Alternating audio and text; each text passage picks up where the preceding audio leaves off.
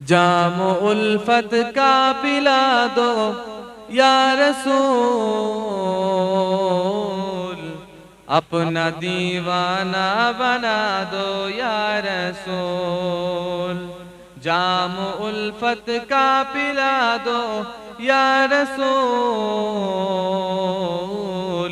अपना दीवाना बना दो या रसूल, या रसूल। जाम उल्फत का पिला दो या रसूल, अपना दीवाना बना दो या रसूल। मेरी किस्मत को जगा दो या रसूल, मेरी किस्मत को जगा दो या रसूल। एक झलक अपनी दिखा दो या रसूल, अपना दीवाना बना दो या रसूल। जोरे बोले ना सुभान अल्लाह, সবাই মিলে একসাথে হবে না সুবহান আল্লাহ। अपना दीवाना बना दो या रसूल, या रसूल। जाम उल्फत का पिला दो या रसूल, अपना दीवाना बना दो या रसूल। ख्वाब में तशरीफ लाकर एक बार, ख्वाब में तशरीफ लाकर एक बार, दीद का शरबत पिला दो या रसूल, अपना दीवाना बना दो या रसूल, या रसूल। जाम उल्फत का पिला दो या रसूल, अपना दीवाना बना दो या रसूल। बख्श देगा हर खता मेरी खुदा, बख्श देगा हर खता मेरी खुदा। तुम जरा लब को हिला दो या रसूल, अपना दीवाना बना दो या रसूल, या रसूल। जाम उल्फत का पिला दो या रसूल, अपना दीवाना बना दो या रसूल। दुरूद शरीफ अल्लाहुम्मा सल्ली अला।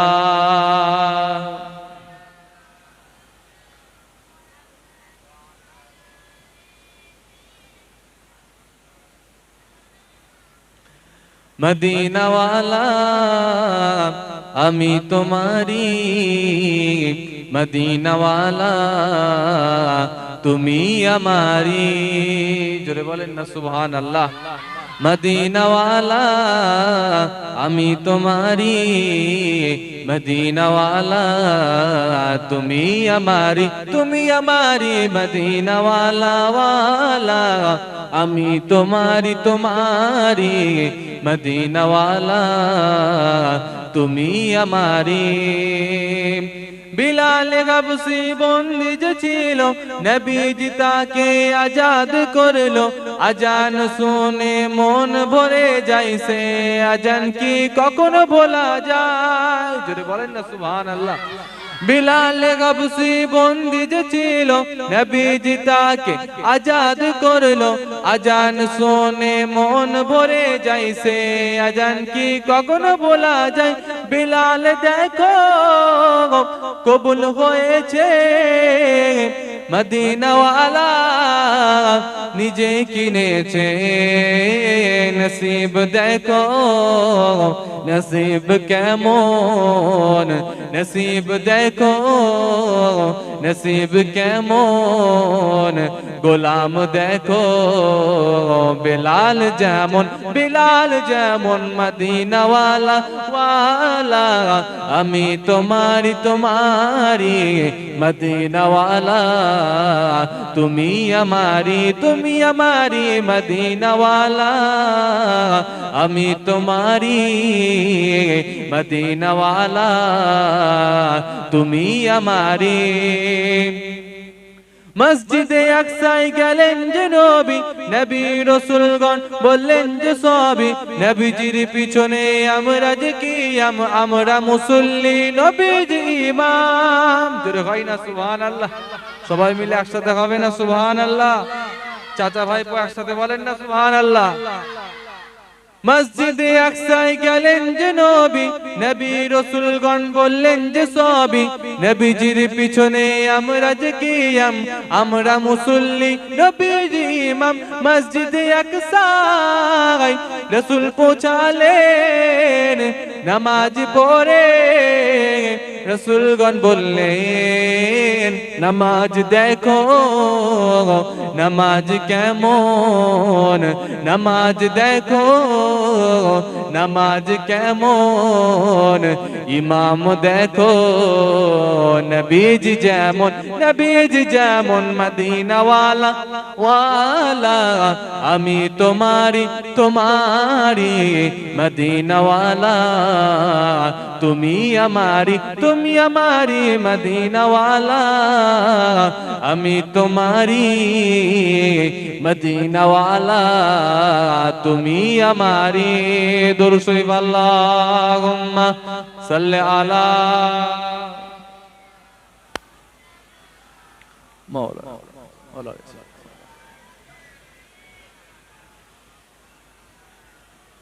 পড়েন লা ইলাহা ইল্লাল্লাহ, লা ইলাহা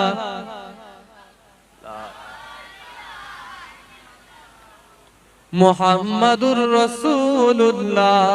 দুরূদ শরীফ আল্লাহুম্মা সাল্লি আলা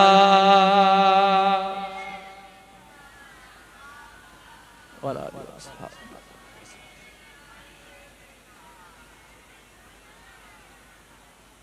প্যারে হাজিরানে মাহফিল, উপস্থিত দিন দরদি, ইসলাম দরদি, নামাজি মুসল্লি, আমার সামনে বসে থাকা আমার মুরব্বী চাচানেরা, আমার সমবয়স্ক নওজোয়ান তরুণীরা এবং সামনে বসে থাকা স্নেহের বাচ্চারা এবং পর্দার অন্তরালে ধার্মিকা, আমার শ্রদ্ধেয় আমার মা ও বোনেরা এবং মাইক্রোফোনের আওয়াজ শ্রবণকারী, জাতি ধর্ম বর্ণ নির্বিশেষে সকলকে জানায় অন্তরের অন্তঃস্থল থেকে সালাম এবং মুবারকবাদ। আল্লাহ পাকের রহমত প্রত্যেক ইমানদারের উপরে বর্ষিত হোক, বলেন না আল্লাহুম্মা আমিন। আর একটু জোরে বলা যাবে না আল্লাহুম্মা আমিন? মহান আল্লাহ পাকের দরবারে লাখ লাখ কোটি কোটি শুকরিয়া আদায় করি যে আজকের দিনেতে বিভিন্ন মানুষ বিভিন্ন রকম কার্যক্রমের মধ্যে লিপ্ত, বিভিন্ন মানুষ দুনিয়াবি কাজের মধ্যে লিপ্ত, বিভিন্ন রকম খেলাধুলার মধ্যে মস্ত, কেউ ক্লাব ঘরে, কেউ রাস্তাঘাটে, কেউ জুয়ার আড্ডায়, যে বিভিন্ন রকম দুনিয়াবি কাজকর্মের মধ্যে তারা দুনিয়াকে নিয়ে মস্ত হয়ে আছে। কিন্তু আল্লাহ পাক আপনাকে আমাকে কবুল করে নিয়ে এরকম একটা রিয়াজুল জান্নাহ, জান্নাতের টুকরার মধ্যে বসার তৌফিক দান করেছেন। সেজন্য আল্লাহর দরবারে শুকরিয়া যাপন করে বলি আলহামদুলিল্লাহ। একটু জোরে বলা যাবে না আলহামদুলিল্লাহ? মহান রব্বুল আলামিনের দরবারেতে শুকরিয়া যাপন করলাম। তারপরে আসছে বিশ্ব নবী, বিশ্ব রাসূল, last of prophet, last of the farmer জনাবে মুহাম্মদুর রাসূলুল্লাহ সাল্লাল্লাহু তাআলা আলাইহি ওয়াসাল্লামের উপরে শত শত দরুদ ও সালামের নজরানা পেশ করি। আল্লাহ পাক আমাদের এই দরুদ ও সালামকে আল্লাহ পাক কবুল করেন, বলেন না আল্লাহুম্মা আমিন। আর একটু জোরে বলেন না আল্লাহুম্মা আমিন। তো যাই হোক, আজকের এই পবিত্র মাহফিল বড় মুতাবাররক মজলিস, দিনের মাহফিল, শরীয়তের মাহফিল। এই মাহফিলের মধ্যে বসলে কি লাভ আছে? অবশ্যই লাভ আছে। কি লাভ আছে? কিসের জন্য এই মাহফিলের মধ্যে বসবো, কিসের জন্য এই মাহফিলগুলো কায়েম করা দরকার, একটুখানি আমাদের জানা দরকার আছে না নাই? বলে একটু জোরে বলেন না গো। তো যাই হোক, এই দুটো উদ্দেশ্য নিয়ে কিন্তু এই মাহফিলগুলো কায়েম করা হয়, দুটো উদ্দেশ্য নিয়ে মাহফিল কায়েম করা হয়। আমি গুনাহগার আপনাদের ভাই, ছোট হুজুর কেবলার নাতি, পীরনগর হুজুর কেবলার পৌত্র পীরজাদা মাতিউল্লাহ হুসাইনি ভাইজান হুজুর কেবলা একটু পরে আসবেন, তিনি ওয়াজ নসিহত করবেন এবং আখিরি মানাজাত করবেন। জনাব হযরত পীরজাদা মুহিবুল্লাহ হুসাইনি ভাইজান, আমার বড় ভাইজান, আমাদের সকলের মাথার তাজ, বিভিন্ন রকম সোশ্যাল কাজকর্মগুলো করে থাকেন এবং বিভিন্ন রকম মানুষের পাশে দাঁড়ানোর জন্য বিভিন্ন রকম সংস্থার মধ্যে তিনি যুক্ত আছেন, মানুষের কাজকর্মের মধ্যে সবসময় লিপ্ত থাকেন। তো যাই হোক, দুটো উদ্দেশ্য নিয়ে কিন্তু এই মাহফিলগুলো কায়েম করা হয়। কটা উদ্দেশ্য একটু জোরে বলেন? দুটো উদ্দেশ্য নিয়ে মাহফিল কায়েম করা হয়। এক নাম্বার উদ্দেশ্য, জীবিত মানুষেরা এখান থেকে কিছু কথাবার্তা শুনে আমল করবে। আর এক নাম্বার উদ্দেশ্য হলো, যারা আমাদের আত্মীয় স্বজনেরা কবরস্থ হয়ে গেছে, কবরবাসী হয়ে গেছে, তাদেরকে এখান থেকে সওয়াব পৌঁছানো হবে, সওয়াব পাঠিয়ে দেওয়া হবে, সওয়াব রেসানি করা হবে। এই দুটো উদ্দেশ্য নিয়ে এই মাহফিল। কথা বুঝতে পারছেন তো নাকি? কথা শুনতে পাচ্ছেন আমার? তো যাই হোক, এই দুটো উদ্দেশ্য নিয়ে এই মাহফিলগুলো কায়েম করা হয়। কিন্তু আজকাল আমরা মাহফিলের মধ্যে যাচ্ছি বটে, কিন্তু সেরকম ভাবে কিছু ব্রেনের মধ্যে নিতে পারছি না। আমরা মাহফিলের মধ্যে যাই, বছরে একবার করে জলসা করতে হয় তাই করি ভাই, কথা ঠিক না বেঠিক বলেন? শুধু বছরে একটা করে জলসা করতে হয় তাই করা হয়। কিন্তু মাহফিলের মধ্যে কিসের উদ্দেশ্য নিয়ে মাহফিল, কেন করতে হবে, গিয়ে আমাদেরকে কি শুনতে হবে, শুনে যে সেটাকে নিজের লাইফের মধ্যে কাজে লাগাতে হবে, সেটাকে কিন্তু আমরা ব্রেনের মধ্যে নিই না। ফলে একটা আমাদের মধ্যে কিন্তু খুব একটা বড় ধরনের একটা ভুল হয়। কেমন ভুল? একজন মানুষ হঠাৎ করে শুনতে পাচ্ছেন যে তার বাচ্চা গোসলখানার মধ্যে তলা আল বাদরু আলাইনা পড়ছে। তলা আল বাদরু আলাইনা মিন সানিয়াতিল বিদাই ওয়াজাবা শুকরু আলাইনা মাদা আলিল্লাহ হিদাই। এটা তো আমরা কিয়ামের মধ্যে পড়ে থাকি, তাই তো নাকি? কথা বলেন না, একটু জোরে বলেন। রাগ করে আছেন নাকি? একটু জোরে বলেন না। তো যাই হোক, তো আমরা যে তলা আল বাদরু আলাইনা মিন সানিয়াতিল বিদাই, এই যে কবিতাটা যেটা পাঠ করে থাকি, এটা কিয়ামের মধ্যে আমরা পাঠ করে থাকি, কথা ঠিক না বেঠিক বলেন? কিন্তু একটা বাচ্চা গোসলখানার মধ্যে গিয়ে সেটা পড়া আরম্ভ করেছে। তার বাপ ভাবছে, তার আব্বা গিয়ে তার বাচ্চাকে বলছে বেরিয়ে আয়, তাড়াতাড়ি এক্ষুনি বেরিয়ে আয়।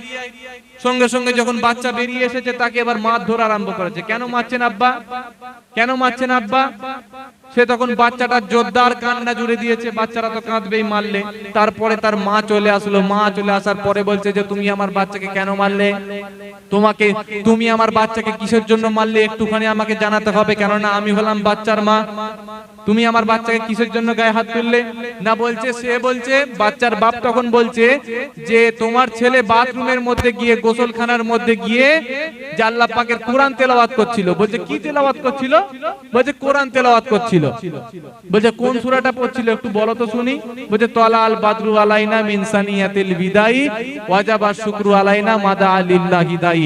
এটা আমি গত 30 বছর ধরে আমি কিন্তু নামাজের মধ্যে পড়ি। বলছে এটা তোমার ছেলে গোসলখানার মধ্যে এটা পড়ছিল, তার জন্য আমি মেরেছি। এটা কি গোসলখানায় পড়ার জিনিস? এটা তো নামাজের মধ্যে পড়তে হয়। বলছে তোমাকে এটা কে বলেছে যে এটা নামাজের মধ্যে পড়তে হয়? এটা কোন গোটা 30 পারার মধ্যে একটা জায়গাতেও কি তলা আল বাদরু আলাইনা মিন সানিয়াতিল বিদাই একটা জায়গাতেও কি লেখা আছে? কোন জায়গাতেই তো লেখা নেই। এটা তো একটা কবিতা মাত্র। এটা তো আরবের যুগের যে তখনকার বাচ্চারা রাসূলুল্লাহ সাল্লাল্লাহু আলাইহি ওয়াসাল্লামকে দেখে এই কবিতা তিনারা পাঠ করেছিলেন। এটা জাস্ট একটা কবিতা, এটা তো কোনো সূরা নয়। তখন তার বাচ্চার বাপ কিন্তু নিজে এবার কান্না আরম্ভ করে দিয়েছে। তখন বলছে তুমি কেন কাঁদছো? তুমি তোমার বাচ্চাকে মেরে কাঁদিয়েছো, ঠিক আছে, কিন্তু এবার তুমি কেন কাঁদছো? বলছে আমি গত 30 বছর ধরে আমি প্রত্যেকবারে ফরজ নামাজে যখন নামাজ পড়ি, নামাজের সাথে সাথে আমি তলা আল বাদরু আলাইনা মিন সানিয়াতিল বিদাই ওয়াজাবা শুকরু আলাইনা মাদা আলিল্লাহি হিদাই এই ছোট সূরা মনে করে আমি প্রত্যেক রাকাতে কিন্তু পড়তাম। কথা বুঝতে পারলেন না? যে কবিতাটাকে সে সূরা মনে করে পড়তো, অর্থাৎ শোনার মধ্যে নিশ্চয়ই তার মিস্টেক হয়েছে। কথা ঠিক না বেঠিক? তাহলে মাহফিলের মধ্যে গিয়ে কিন্তু ধ্যান দিয়ে মনোযোগ সহকারে কিছু শুনতে হবে, শুনে সেটাকে আমল করতে হবে, শুনে সেটাকে বুঝতে হবে যে হুজুর কি বলতে চেয়েছেন, কি বোঝাতে চেয়েছেন। তবেই কিন্তু শুনে ভালোভাবে আমল করতে হবে, তবেই কিন্তু আপনার মাহফিলে যাওয়াটা সার্থক হবে। তাই তো নাকি? আল্লাহ পাক আপনাকে আমাকে কবুল করেন। তো আজকের এই মাহফিলটা হলো বিশ্ব নবী বিশ্ব রসুলকে খুশি করার জন্য, তাই তো নাকি জি? কথা বলে না। বিশ্ব নবী বিশ্ব রসুলকে খুশি করার জন্য আল্লাহ পাক আপনাকে আমাকে আখেরি জামানার নবীর উম্মত করে পাঠিয়েছে। আল্লাহ পাক আপনাকে আমাকে শ্রেষ্ঠ নবীর উম্মত করে পাঠিয়েছে। আল্লাহ পাক পবিত্র কোরআনে মাজিদের মধ্যে জানিয়ে দেয়, লাকাদ কাররামনা বানি আদম, আদমকে আমি আল্লাহ পাক উচ্চ মর্যাদার শীল বানিয়েছি, উচ্চ মর্যাদার অধিকারী করেছি। একবার জোরে বলেন না সুবহানাল্লাহ। আজকাল সেই আদম সন্তান আমরা খোদা ভোলা হয়ে গেছি, আল্লাহকে ভোলা হয়ে গেছি। আদমকে আল্লাহ পাক শ্রেষ্ঠ নবীর উম্মত করে পাঠিয়েছে। আদমকে আল্লাহ পাক শ্রেষ্ঠ সম্মান দিয়েছে। 18,000 মাখলুকাতের মধ্যে সর্বশ্রেষ্ঠ মাখলুকাত হলো এই আদম সন্তান। আর আমরা হলাম আদম সন্তান, তারপরে আবার বিশ্ব নবী বিশ্ব রসুলের উম্মত। একবার জোরে বলা যাবে না সুবহানাল্লাহ? কিন্তু আমরা সেই নবীর উম্মত হয়ে রসুলকে ভোলা হয়ে গেছি, আল্লাহকে ভোলা হয়ে গেছি। এই আখেরি নবীর উম্মতকে আল্লাহ পাক কি সম্মান দিয়েছে, কি ইজ্জতটা দিয়েছে, খুব অল্প সময় একটুখানি শুনে। ও ভাই জানেরা, নওজওয়ানেরা, এই আমার তরুণেরা, আমার যুবকেরা, শুনে রেখে দেন বাবা, বাবারা খেয়াল করেন, লক্ষ্য করেন। আল্লাহ পাক 1,24,000 পয়গম্বর, মতান্তরে 2,24,000 নবী রাসূলকে আল্লাহ পাক দুনিয়ার জমিনেতে প্রেরণ করেছিলেন। 1,24,000 নবীকে আল্লাহ পাক মতান্তরে 2,24,000 পয়গম্বর বা নবী রাসূলকে আল্লাহ পাক দুনিয়ার জমিনেতে প্রেরণ করেছিলেন। আল্লাহ পাকের এই ইসলামটাকে, ইন্নাদ-দীনা ইনদাল্লাহিল ইসলাম, আল্লাহ পাকের মনোনীত ধর্ম হলো ইসলাম। এই ইসলাম ধর্মটাকে ছড়িয়ে দেওয়ার জন্য, এই ইসলাম ধর্মটাকে সত্য ধর্ম, এই ইসলাম ধর্মটাই হলো শ্রেষ্ঠ ধর্ম। এই ধর্মটাকে মানুষের মাঝখানেতে প্রেরণ করে দেওয়ার জন্য, মানুষের মাঝখানেতে ছড়িয়ে দেওয়ার জন্য 1 লক্ষ মতান্তরে 2,24,000 পয়গম্বরকে, নবী রাসূলকে আল্লাহ পাক দুনিয়ার জমিনেতে প্রেরণ করেছিলেন। ও জওয়ান যুবকেরা, ও আমার তরুণেরা, ও আমার যুবকেরা, তার মধ্যে বিশ্ব নবী বিশ্ব রাসূলকে আল্লাহ পাক সর্বশ্রেষ্ঠ নবী হিসাবে ঘোষণা দিয়েছে। সর্বশ্রেষ্ঠ নবী রাসূল করে আল্লাহ পাক বিশ্ব নবী বিশ্ব রাসূলকে আল্লাহ পাক পাঠিয়েছিলেন। আখেরি জামানার নবী করে আপনার আমার নবীকে আল্লাহ পাক দুনিয়ার জমিনেতে প্রেরণ করে দিলেন। আল্লাহ পাক আমার রাসূলের কথা কোরআন মাজিদের মধ্যে জানিয়ে দেয়, ওমা আরসালনাকা ইল্লা রাহমাতাল লিল আলামিন। আমি আমার নবীকে, আমি আমার রাসূলকে, আমি আমার পয়গম্বরকে দুনিয়ার জমিনেতে প্রেরণ করে দিলাম, দুনিয়ার জমিনেতে পাঠিয়ে দিলাম। রাহমাতাল লিল মুমিনিন নয়, শুধুমাত্র মুমিনদের জন্য রহমত নয়। রাহমাতাল লিল মুসলিমিন নয়, শুধুমাত্র মুসলমানদের জন্য রহমত নয়। শুধুমাত্র গাছপালা পশু পাখির জন্য রহমত নয়, রাহমাতুল লিল আলামিন করে তামাম পৃথিবীর জন্য, আলামে আরওয়া, আলামে বারজাক, তামাম আলামের জন্য, কুল কায়নাতের জন্য বিশ্ব নবী বিশ্ব রাসূলকে আল্লাহ রহমত করে প্রেরণ করে দিলে। বিশ্ব রাসূল নবী বিশ্ব রাসূলকে আল্লাহ পাক তামাম পৃথিবী কুল কায়নাতের জন্য রহমত করে প্রেরণ করলেন। ও জওয়ান যুবকেরা, আমরা হলাম সেই নবীর উম্মত। আল্লাহ পাক আপনার আমার নবীর কথা কোরআনে মাজিদের মধ্যে জানিয়ে দেয়। কোরআনে মাজিদের মধ্যে 6,666টা আয়াত আছে ভাই। 500 আয়াত আছে আদেশ আর নিষেধের আয়াত, 500 আয়াত আছে এটা তোমরা পালন করবে, ওটা তোমরা পালন করবে না, এই কাজটা তোমরা করবে, ওই কাজটা তোমরা করবে না, এই জিনিসটা তোমরা মানবে, ওই জিনিসটা তোমরা মানবে না। এইভাবে আদেশ আর নিষেধের আয়াত আয়াত 500 আয়াত আল্লাহ কোরআন মাজিদের মধ্যে তুলে ধরেছেন। আর এছাড়া যে সমস্ত আয়াতগুলো আল্লাহ পাক পবিত্র কোরআন মাজিদের মধ্যে তুলে ধরেছেন, মুসা নবীর জামানায় কি হয়েছিল, দাউদ নবীর জামানায় কি হয়েছিল, ইয়াকুব নবীর জামানায় কি হয়েছিল, ইসহাক নবীর জামানায় কি হয়েছিল, নবী রাসূলদের কাহিনীগুলো, নবী রাসূলদের ঘটনাগুলো আল্লাহ পাক পবিত্র কোরআনে মাজিদের মধ্যে তুলে ধরলেন। ও জওয়ান যুবকেরা, ও আমার তরুণেরা, ও আমার মুরব্বীরা, শুনে রেখে দেন বাবা, আল্লাহ পাক পবিত্র কোরআন মাজিদের মধ্যে একটা নবীর কথা বলেছেন, যার নাম হলো হযরতে ঈসা নবী। আল্লাহ পাক যে 4টে আসমানি গ্রন্থ নাজিল করেছেন তাদেরকে কিন্তু নবী বলা হয়। আসমানি যে গ্রন্থগুলো আছে, যেমন কোরআন, তাওরাত, জবুর, ইনজিল, এই যে 4টে যে গ্রন্থ, এগুলোকে আসমানি গ্রন্থ বলা হয়। আর এই আসমানি গ্রন্থ যাদের উপরে নাজিল করেছেন আল্লাহ, তাদেরকে নবী এবং রাসূল বলা হয়। কথা বুঝতে পারছেন? হ্যাঁ আব্বা, কথা বলেন। এই 4টে গ্রন্থ যাদের উপরে আল্লাহ পাক নাজিল করেছেন তাদেরকে নবী এবং রাসূল বলা হয়। কিন্তু এই 4টে গ্রন্থ তো সব নবীর উপরে নাজিল করা হয়নি, তাই তো নাকি জি? 1,24,000 মতান্তরে 2,24,000 পয়গম্বরকে যে আল্লাহ পাক নাজিল করেছিলেন, সকলের উপরে কিন্তু এই 4টি গ্রন্থ নাজিল করা হয়নি। তাদের উপরে শুধুমাত্র সহিফা নাজিল করা হয়েছিল। তাই কেবলমাত্র তাদেরকে নবী বলা হয়, কিন্তু তারা সকলে রাসূল কিন্তু ছিলেন না। তারা সকলেই রাসূল ছিলেন না, তারা সকলেই কিন্তু নবী ছিলেন। তাই আমি বলতে চাই যে যারা নবী তারা অবশ্যই, যারা রাসূল তারা কিন্তু অবশ্যই নবী। যারা রাসূল তারা কিন্তু অবশ্যই নবী, কিন্তু যারা নবী তারা কিন্তু সকলেই কিন্তু রাসূল নয়। কেননা যাদের উপরে আল্লাহ পাক এই আসমানি গ্রন্থগুলো নাজিল করেছিল, সেই সমস্ত গ্রন্থগুলো যাদের উপরে নাজিল করা হয়েছিল তিনারা কিন্তু অবশ্যই নবী ছিলেন। আর আসমানি গ্রন্থ নাজিল করার কারণে তিনারা নবী এবং রাসূল হয়ে গেছে। জোরে বলেন না সুবহানাল্লাহ। কিন্তু আল্লাহ পাক সকলের উপরে কিন্তু সহিফা নাজিল করেছিলেন, তাই সকলেই ছিলেন হলেন নবী। আল্লাহ পাকের পাঠানো পয়গম্বর, আল্লাহ পাকের পাঠানো নবী ছিলেন, কিন্তু সকলেই কিন্তু রাসূল ছিলেন না। কিন্তু এই রাসূলদের মধ্যে একজন হলেন হযরত ঈসা আলাইহিস সালাম। ও ভাইজানেরা, নওজওয়ানেরা, আয় আমার তরুণেরা, শুনে রেখে দেন, জেনে রেখে দেন, আল্লাহ পাক আপনাকে আমাকে আখেরি জামানার নবীর উম্মতি করে পাঠিয়েছে। আল্লাহ পাক 18,000 পয়গম্বরকে দুনিয়ার জমিনেতে পাঠিয়েছেন কেবলমাত্র ইবাদত করার জন্য, অন্য কিছুর জন্য পাঠাই নাই। কেবলমাত্র আল্লাহ পাকের আরাধনা করার জন্য, আল্লাহ পাকের উপাসনা করার জন্য, আল্লাহ পাকের ইত্তেবা করার জন্য। কেননা আল্লাহ পাক পবিত্র কোরআন মাজিদের মধ্যে জানিয়ে দেয়, আফা হাসিবতুম আন্নামা খলাকনাকুম আবাসা, এ আমার বান্দা বান্দিরা, তোমরা কি মনে করো আমি আল্লাহ পাক তোমাদেরকে বেকার সৃষ্টি করেছি?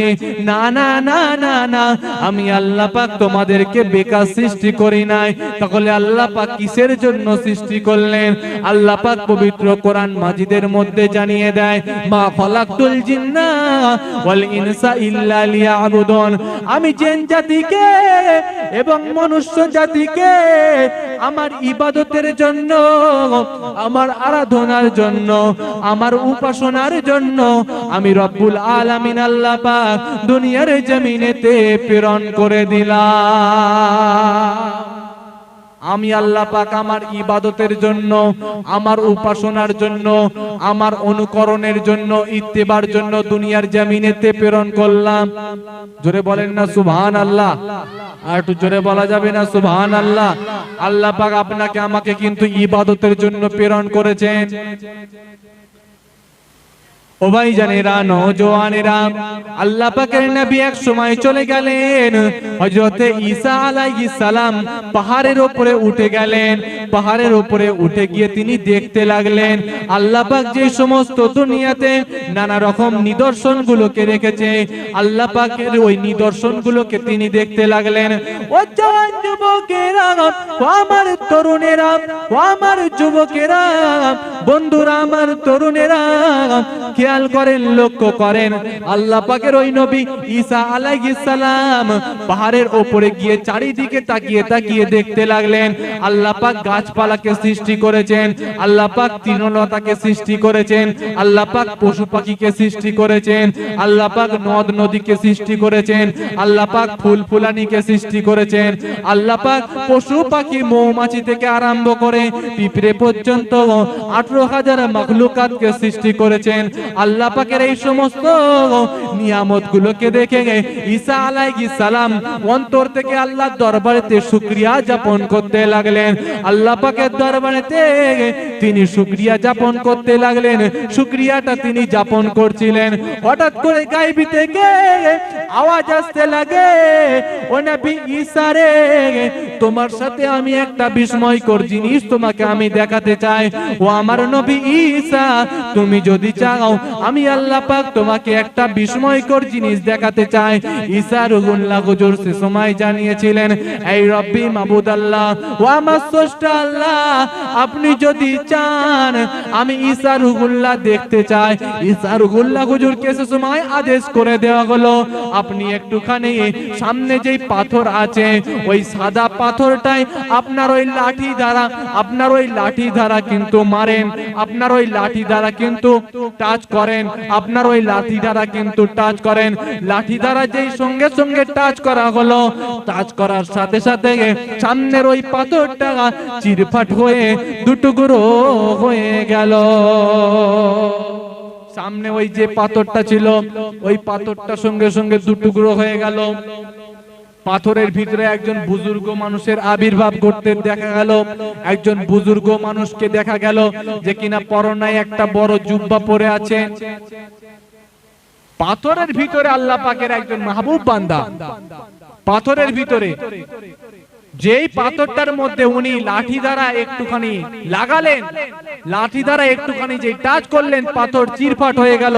চিরফাট হওয়ার পরেই দেখা যায় একজন বুজুর্গ মানুষকে, তিনি ওই পাথরের ভিতরে তিনি নামাজের মধ্যে মশগুল আছেন। জোরে বলেন না সুবহানাল্লাহ।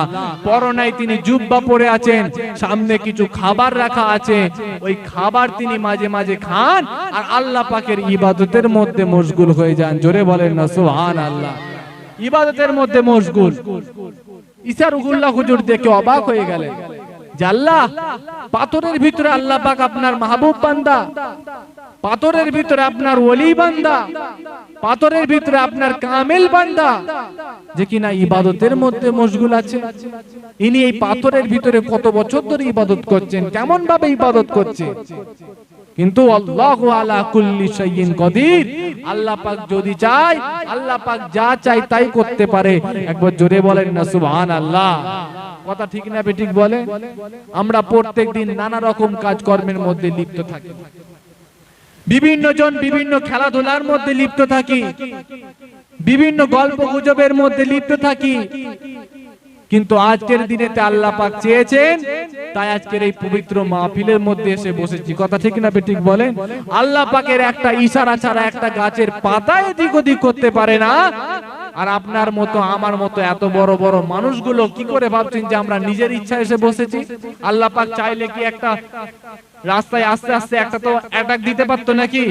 কিন্তু আল্লাহ পাক সেটা দেননি আমাদেরকে। আল্লাহ পাক আমাদেরকে পছন্দ করেছেন, আল্লাহ পাক আমাদেরকে ভালোবেসেছেন, মহব্বত করেছেন, তাই তো আখেরি জামানার নবীর উম্মত করে পাঠিয়েছে। আখেরি নবীর উম্মত করে আল্লাহ পাক পাঠালেন, আবার এরকম একটা দিনী মাহফিলের মধ্যে বসার তৌফিক দান করলেন। সেই আল্লাহ পাক তিনি বললেন কি, এই ঈসা রুহুল্লাহ হুজুর, এই ঈসা নবী শোনো, এখানে যে তুমি এই মানুষটাকে দেখতে পাচ্ছ তার সাথে একটু কথোপকথন করো। ঈসা রুহুল্লাহ হুজুর ভাবলেন যে এই মানুষটার সাথে আমি একটুখানি কথাবার্তা বলবো, যে কিনা পাথরের ভিতরে আল্লাহ পাকের যে জিকির আজগারের মধ্যে মশগুল, ইবাদতের মধ্যে মশগুল আছেন, আমি ইনার সাথে একটুখানি কথাবার্তা বলতে চাই। ও ভাইজানেরা, নওজওয়ানেরা,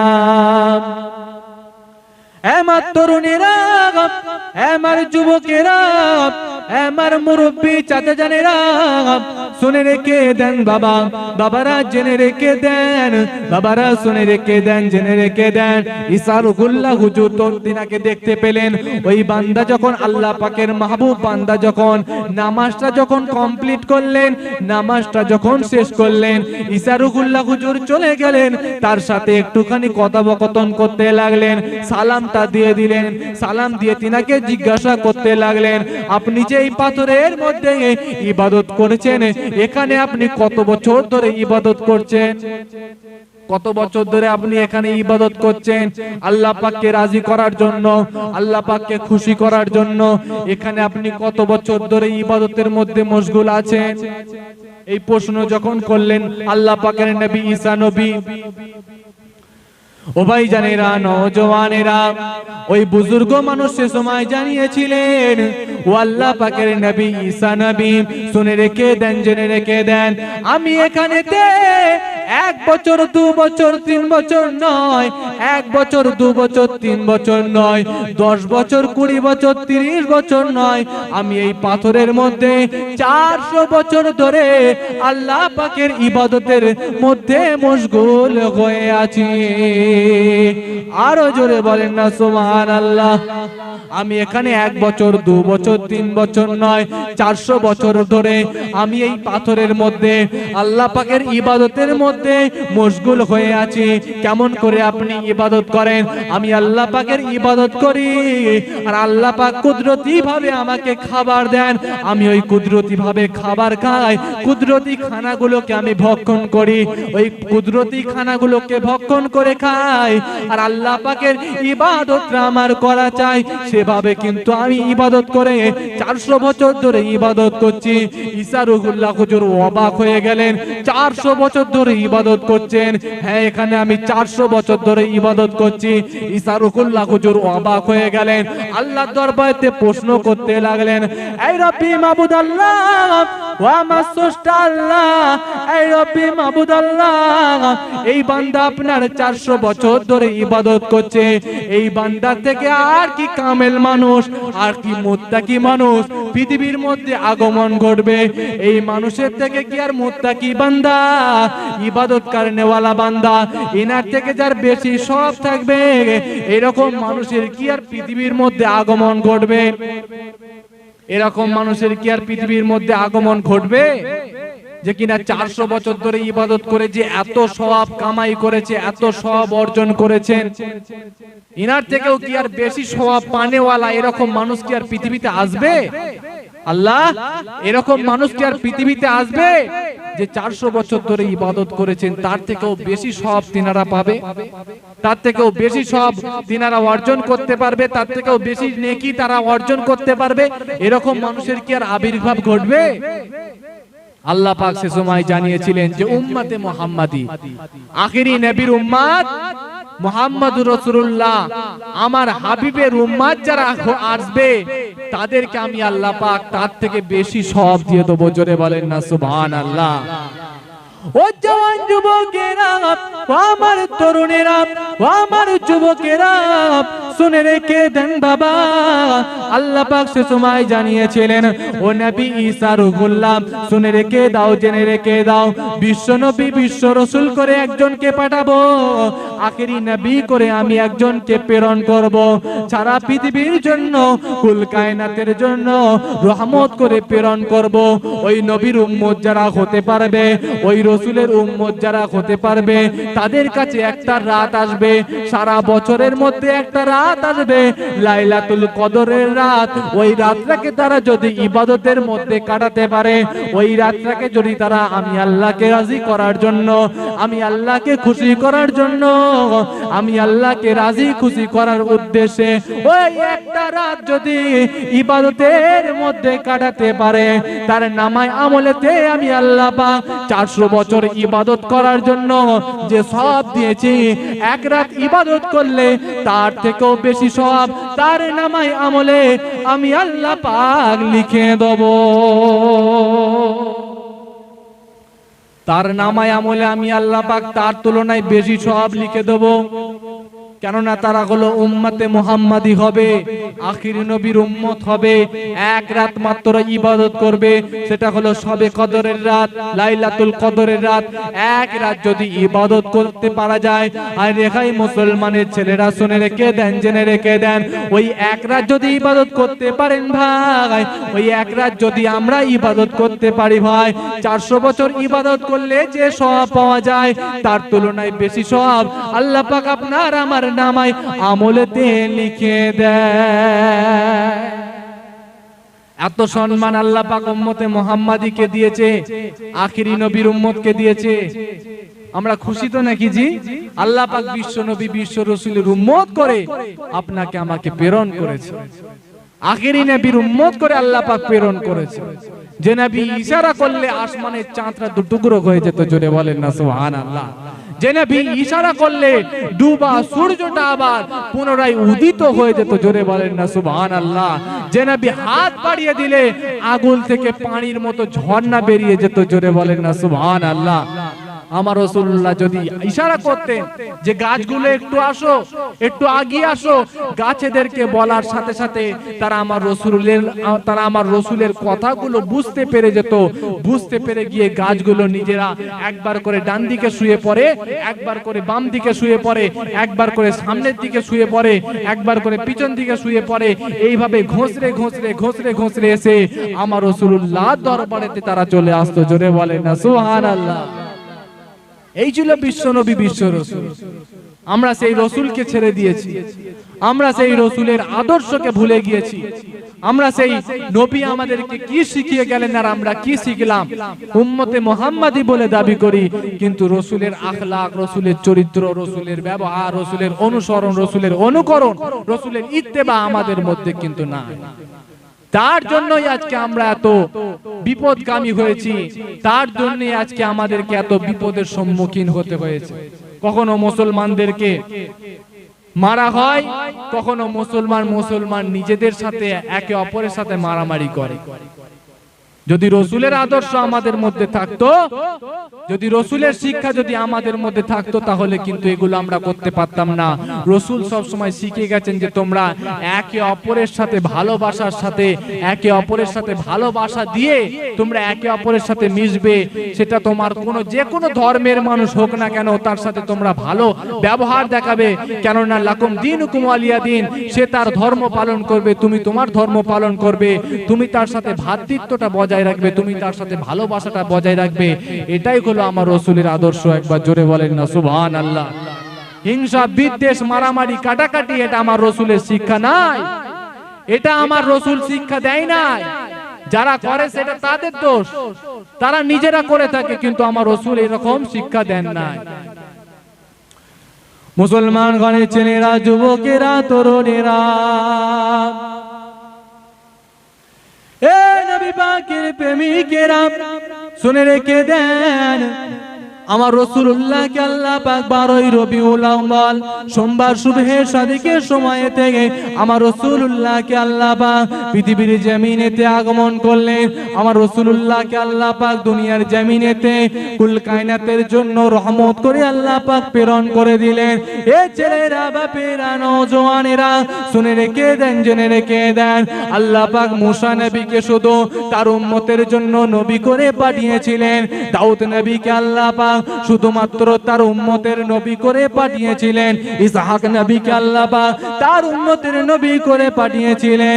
এ বাপেরা, নওজওয়ানেরা, আমার তরুণেরা, শুনে রেখে দেন, জেনে রেখে দেন, আমার রাসূলুল্লাহ যখন দুনিয়াতে আসলেন, দুনিয়াতে এসে তার উম্মত উম্মতিদেরকে জানিয়ে দেয়, আমার উম্মত উম্মতিরা, আমি রাসূলুল্লাহ হলাম তোমাদের নবী, আমি হাবিবাল্লাহ হলাম তোমাদের নবী, আমি হলাম আসমানের নবী, আমি হলাম জমিনের নবী, আমি হলাম চাঁদের নবী, আমি হলাম সূর্যের নবী।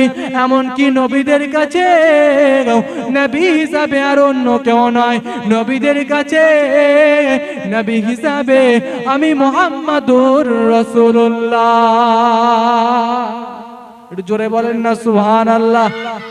এমন কি নবীদের কাছেও নবী হিসাবে আমার রাসূলুল্লাহকে আল্লাহ পাক প্রেরণ করে দিয়েছিলেন। জোরে বলেন না সুবহানাল্লাহ। আল্লাহ পাক আমার রাসূলের কথা আল্লাহ পাক কোরআন মাজিদের মধ্যে জানিয়ে দেয়, ওয়া রাফা'না লাকা যিকরাক, হে নবী আপনার আলোচনাকে আমি আল্লাহ পাক উচ্চ মর্যাদার অধিকারী করে দিয়েছি। জোরে বলেন না সুবহানাল্লাহ। এবার দরুদ শরীফ আল্লাহুম্মা সাল্লি আলা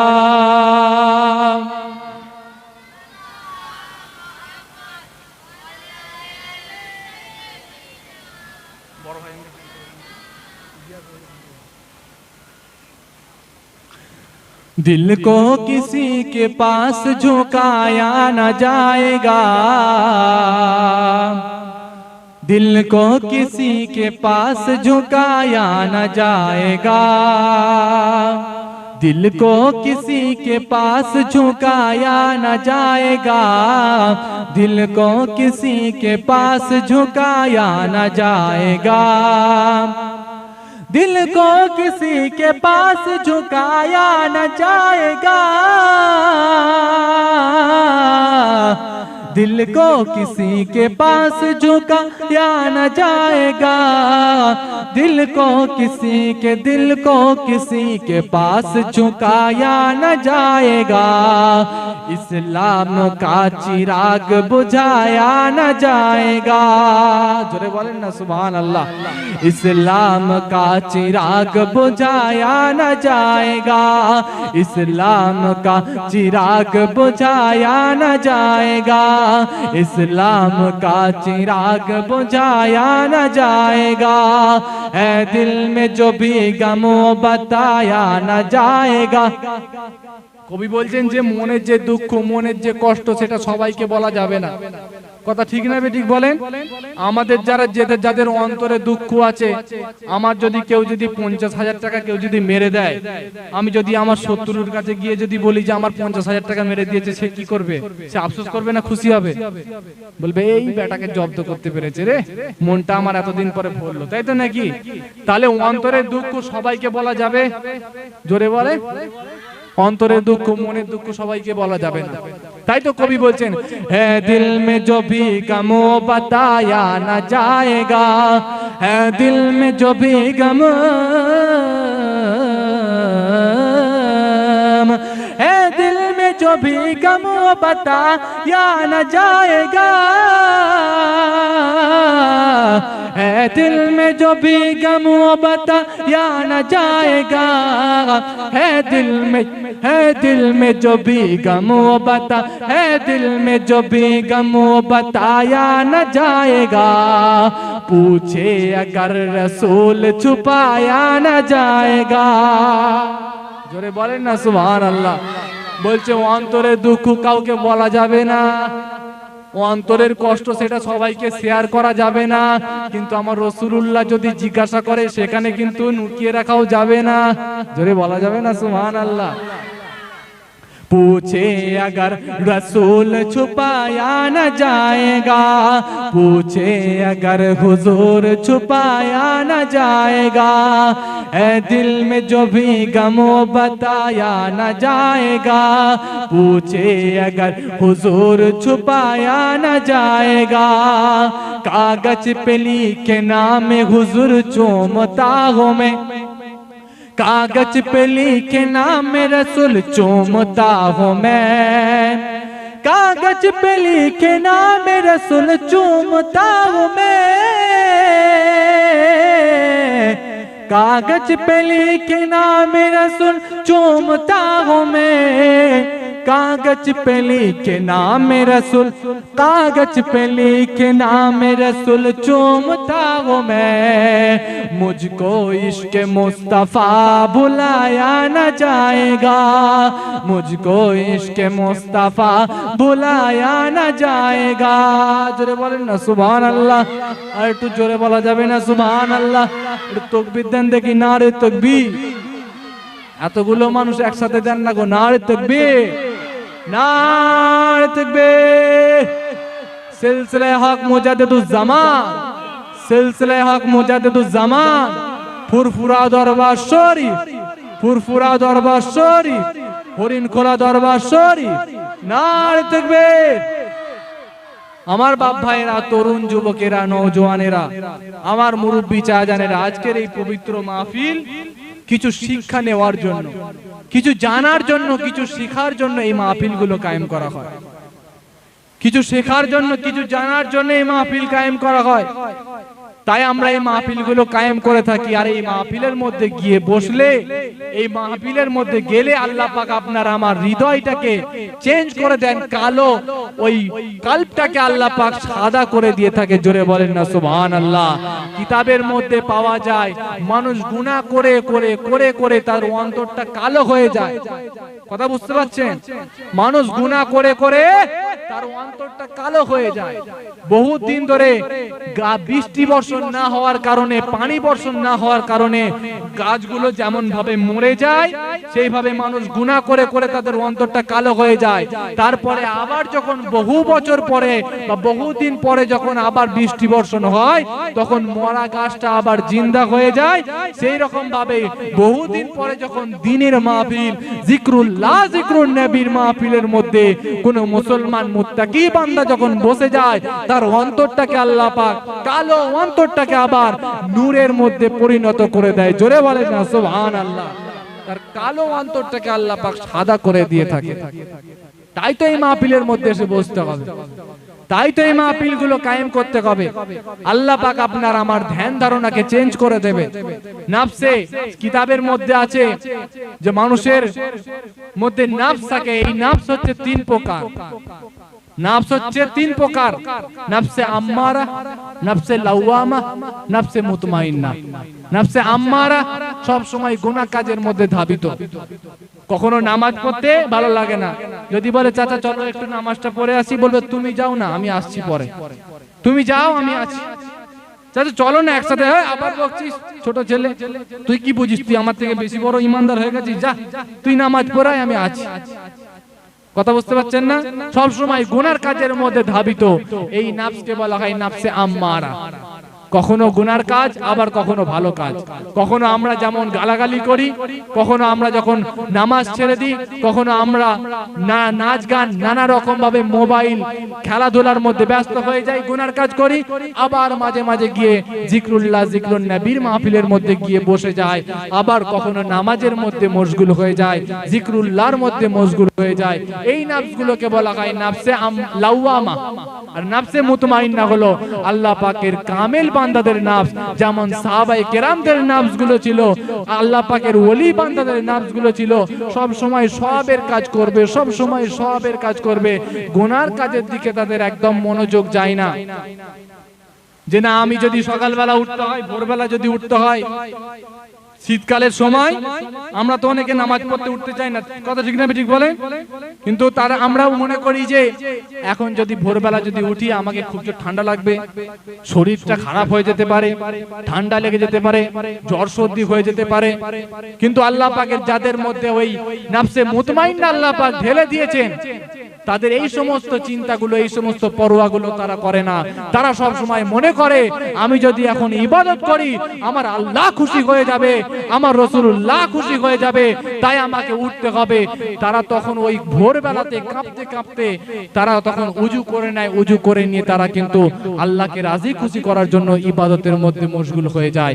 এই নফসগুলোকে বলা হয় নফসে মুতমাইন্না। কথা বুঝতে পারছেন? ও ভাই জানেরা, নওজওয়ানেরা, এই আমার তরুণেরা, শুনে রেখে দেন, জেনে রেখে দেন।